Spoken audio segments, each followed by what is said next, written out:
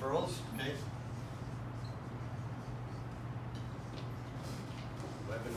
Webinars. To retail? Could be. Okay. All right.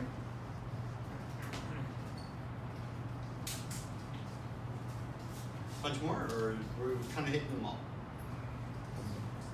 Okay. So, what's that? Okay.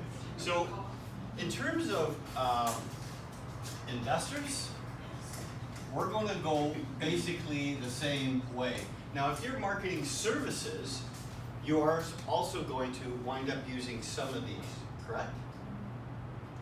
Investors are a whole different ballgame. Let's switch that over now. Because there's ways to deal with your services, and these are some of the ones that we kind of came up with. As you can see, some of those are, open houses is a great way of marketing your services. Not necessarily the product, but your services. So you may market differently for a product versus your services, but in a lot of cases they'll dovetail each other, right? But investors, you're going to do the exact same thing, only you're going to actually have a few more, like trade shows and webinars. You're going to get these community events. What you're trying to do is get your name out there, get your brand out there, so to speak. And what is your secret sauce? So when you get to that whole situation, you're trying to, when you're marketing yourself, your brand, your secret sauce is not really, I do this, I do this, I do this. Chances are, because you're working with a client, period, whether you're retail or investor, you're making an emotional, or that client is making an emotional decision. Would you agree or not? All decisions are based upon emotions. We have to get to a point. It's just whether or not we're processing it and how we process it.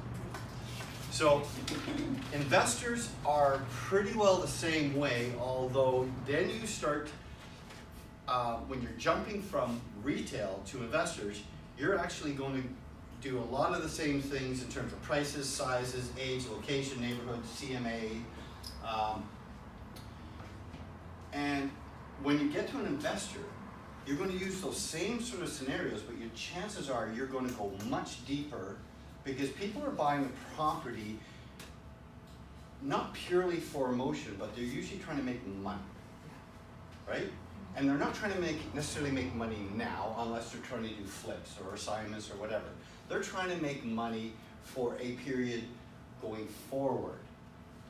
So in other words, when they're investing, they're not investing necessarily in that product, although that's what a lot of them think. They're investing in that community, that region. So there's a lot more that actually goes along with that. If we have that other slide, or did we delete it? I can't even remember.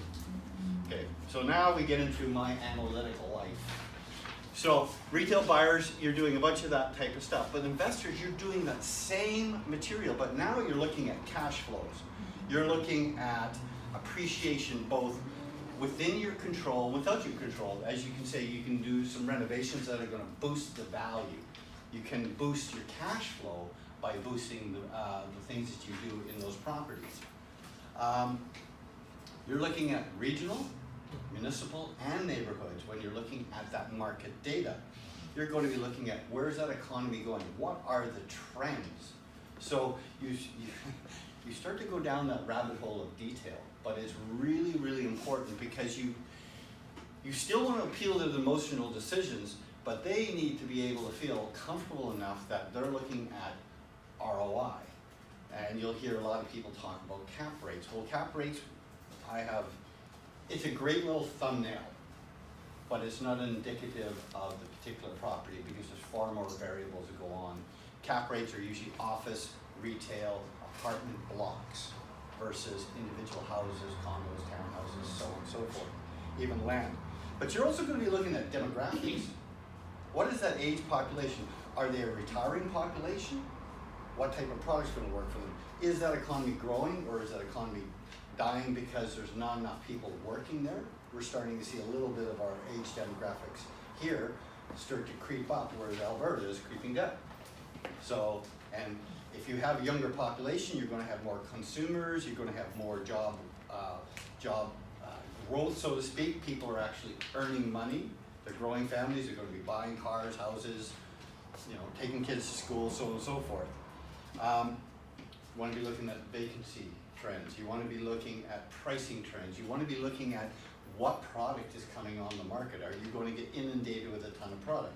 Which we'll probably see in Kelowna. As our BC economy slows down, Kelowna is building a pile of product, and it'll probably build it faster than the absorption rate. So absorption rates are interesting. So the more that you're versed in that information, the better.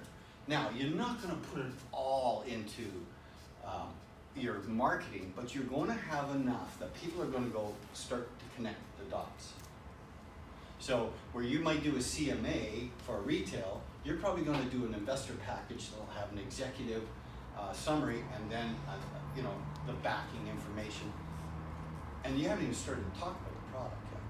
Because if they understand that they're investing in the economy, the product that sits in that economy, if it's working well, will also be appealing to those clients.